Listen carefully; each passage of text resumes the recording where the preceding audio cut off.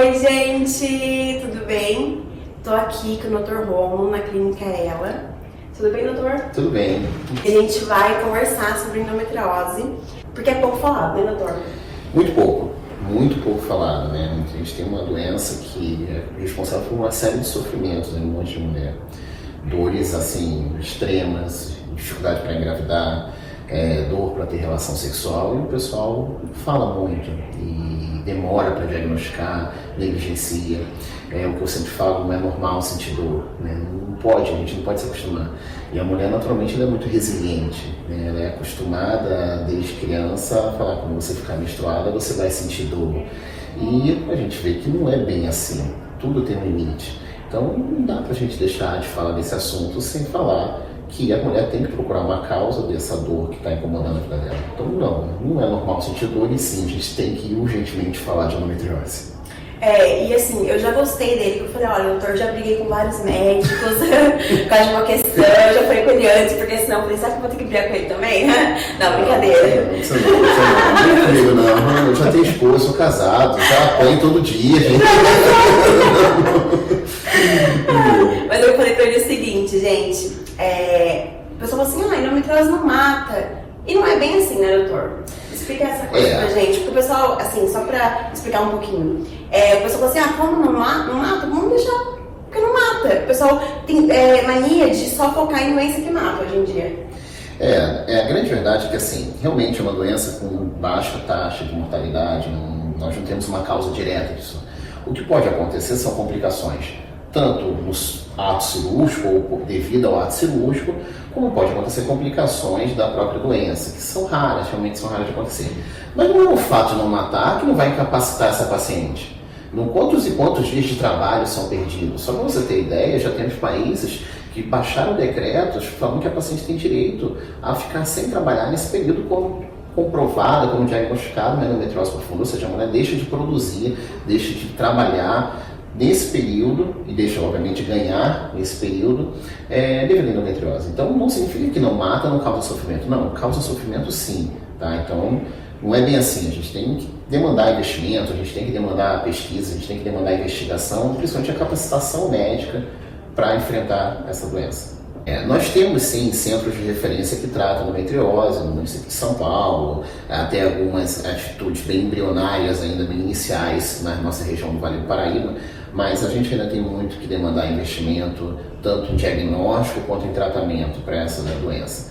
Infelizmente, as pacientes, as mulheres ainda encontram muita dificuldade da saída da rede básica, na verdade, no diagnóstico na rede básica, até chegar ao nível terciário. Não é por falta de profissional capacitado, não é por falta de hospital, é mais uma conscientização do tratamento, muitas das vezes.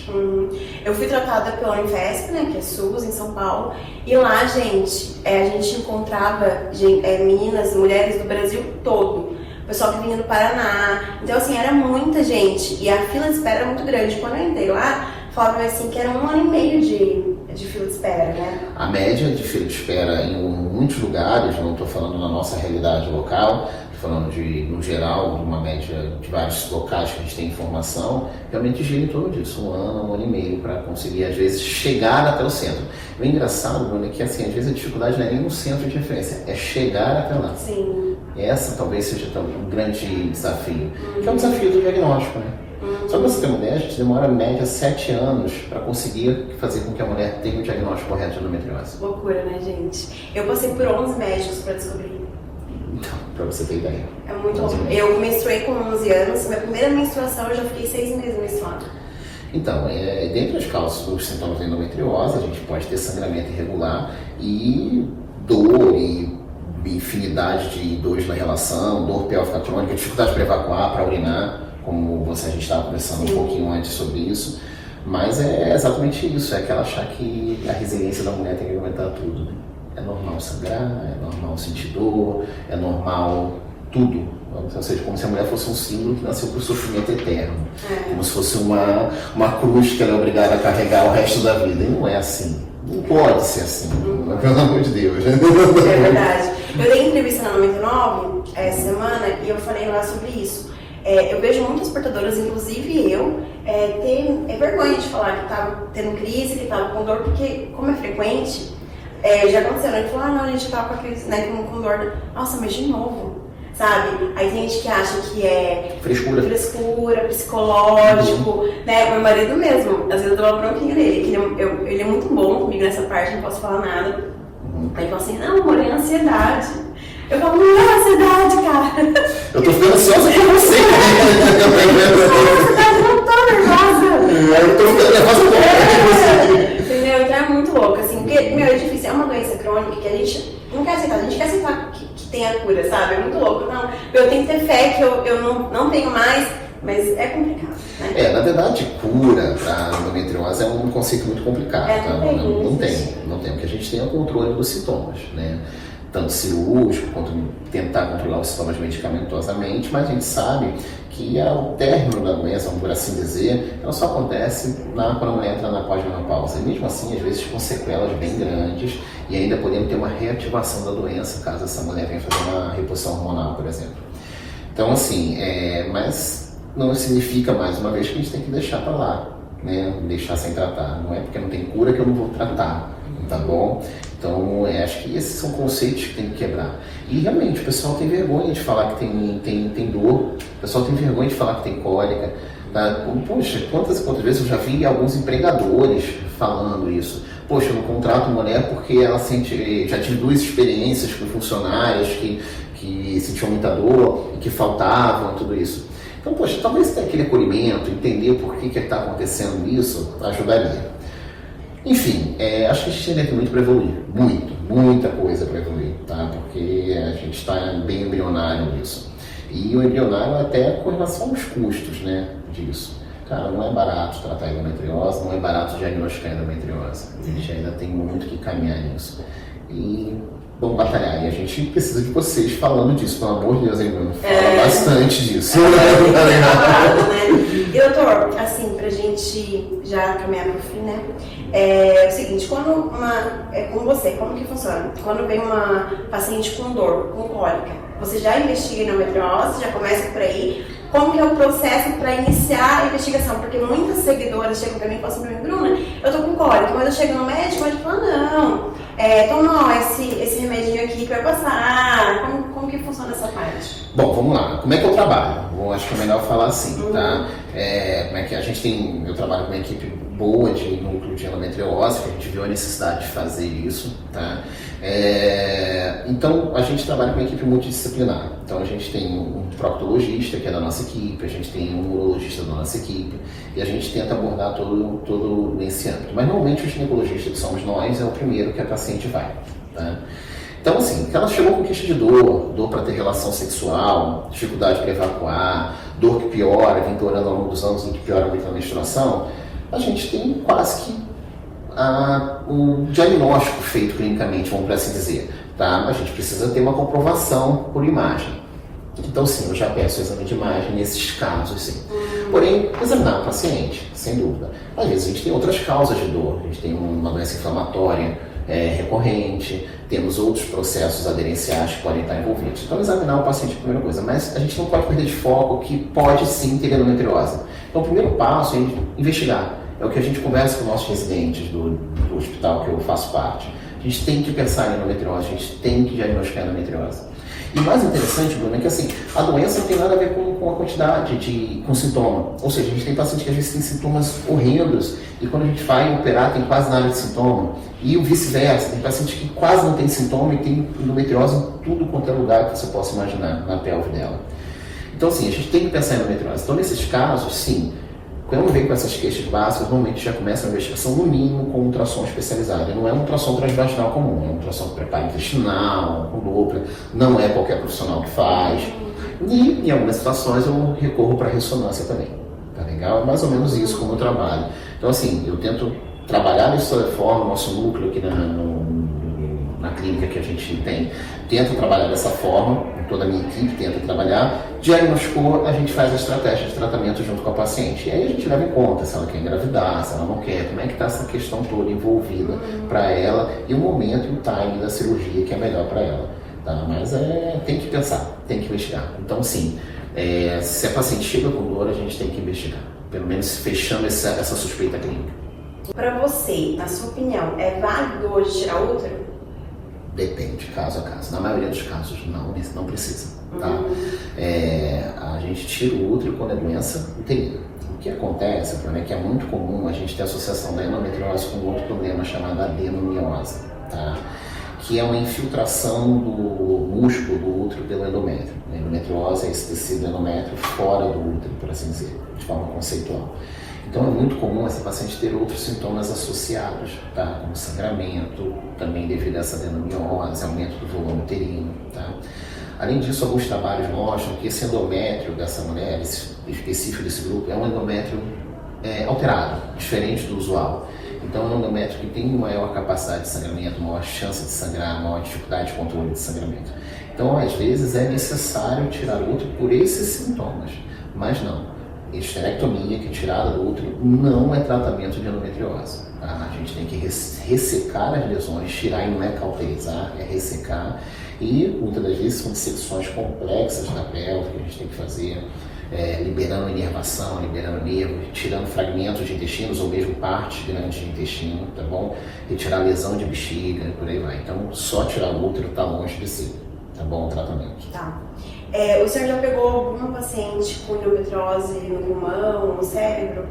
Já tive um caso no serviço do hospital universitário que eu trabalhava, tive um caso de endometriose em sistema nervoso central, que a paciente tinha crises convulsivas no período menstrual. É muito comum a gente pegar a endometriose na pleura, tá? Na pleura, no diafragma, tá? Que é a camada que separa a cavidade pulmonar da cavidade abdominal. E aí a gente, numa situação às vezes complicadinha, às vezes a gente tem que recorrer com um cirurgião torácico para ajudar a gente, tá? Mas sim, vira e mexe, pega um caso de endometriose extrapélvica, assim, tá? Não é tão infrequente quanto a gente gostaria que fosse, tá? E normalmente é um grande desafio e o pior, na maioria das vezes é um achado cirúrgico, tá? A gente não conseguiu pegar isso, quando a gente entra com a videolaparoscopia, a gente vai ver a cavidade e a gente vê em outros focos.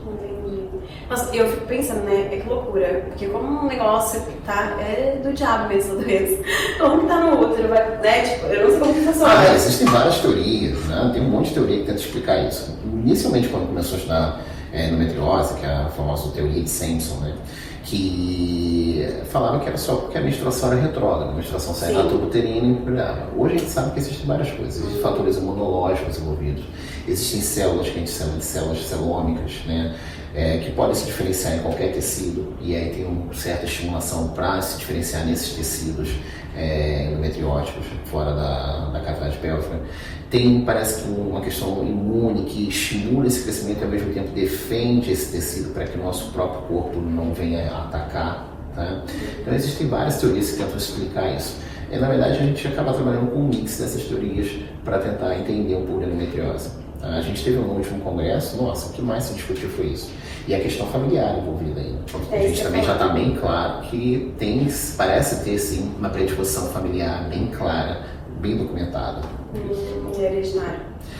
O conceito de hereditário é meio difícil, parece ter uma predisposição familiar. A gente ainda precisa entender um pouquinho de quais genes, tudo isso que está envolvido. Mas sim, há uma predisposição familiar, sim. É que eu não sabia que tinha diferença. Tem uma questão, porque às vezes o pessoal acha hereditário, mas quando a gente fala hereditário, a gente já sabe qual gene, já sabe o que está envolvido, tudo isso. A gente parece que está pesquisando muito sobre isso, tem uma predisposição familiar, mas a gente ainda não sabe qual gene envolvido, o que está realmente relacionado a isso. Eu vi um médico que, ele é médico dos artistas lá, de endometriose, ele falou que fazia 6 anos que ele não operava nenhuma cortadora por conseguir ajudar com alimentação e exercício físico, né? Conseguiu reduzir bastante os focos, claro com outros remédios também, mas a base é alimentação e exercício. Aí eu falei, não, mano, eu vou tirar o glúten pelo menos, né? A lactose é um pouco mais difícil, mas também quase não consumo. Mas o glúten eu resolvi tirar total e tive uma grande diferença em tudo, gente. Inchaço no corpo, em relação à dor também. Qual que é a sua opinião sobre isso? Cara, Bruna, definitivamente tem um fator alimentar, isso é claro pra gente, tá? E na verdade o conceito está dentro da questão da doença inflamatória, tá? Toda doença inflamatória a gente sabe que tem cada vez mais fatores alimentares envolvidos. Então sim, faz parte do tratamento adjuvante, sim. Retirada de todos os alimentos inflamatórios, isso inclui lactose e glúten principalmente, né? A maioria dos carboidratos, em geral, essas porcarias que a gente agora adora comer, enfim, a gente tem que tirar. Embutidos, enfim. Então, sim, é claro. Eu não seria tão radical de falar que não vou mais operar nenhuma paciente só com isso. Mas a gente sabe que a resposta após o tratamento cirúrgico, ou mesmo a resposta de um tratamento clínico para controle dos sintomas, ela se torna melhor quando a gente adequa a dieta dessa paciente, tirando a maioria dos alimentos pró-inflamatórios que ela está acostumada a comer. E aí, óbvio que a gente precisa da ajuda de um nutrólogo, nutricionistas para equilibrar isso daí. Mas sim, isso aí é comprovado, sem dúvida nenhuma, como um fator extremo de diminuição da recorrência e de sucesso do tratamento. A gente consegue ter melhora da dor, consegue ter melhor resposta à cirurgia com esse tipo de tratamento. Legal. Aqui, pra gente finalizar, na clínica ela faz quais tratamentos, como que funciona? A gente tem toda uma equipe, né, aqui especializada, com coloprocto, a gente tem uma parceria muito boa com a equipe de urologia, tá? Então a gente consegue fazer toda a abordagem da endometriose de forma completa, de forma integral da paciente, né, por assim dizer. E a gente ainda tem uma psicóloga associada, que também é sempre importante, normalmente são pacientes que estão muito fragilizadas. Tá? É muito comum a gente encontrar esses pacientes que estão, às vezes, com relacionamento em crise porque não conseguem manter uma relação sexual, ou porque querem muito engravidar e não conseguem. Então, a gente tem esse apoio de parceria com o psicólogo e temos uma nutricionista também para equilibrar tudo isso, tá? Toda essa parte alimentar. Então, assim, a gente consegue fazer um tratamento praticamente completo da endometriose. Óbvio que a gente não opera na clínica, a gente avalia o paciente aqui e leva para os nossos hospitais de referência de acordo com o que a paciente apresenta de convênio, enfim, por aí vai. Aceita convênio aqui? Sim, quase todos. Legal, então, quero agradecer muito. Eu que agradeço, muito obrigada. E de tímido não tem nada, gente, porque ele falou assim, né? Ele falou assim pra gente, né? Eu já falei que você tem que me emagrecer 10 quilos. Muito obrigada mesmo. Obrigado, tá? Beijo, gente.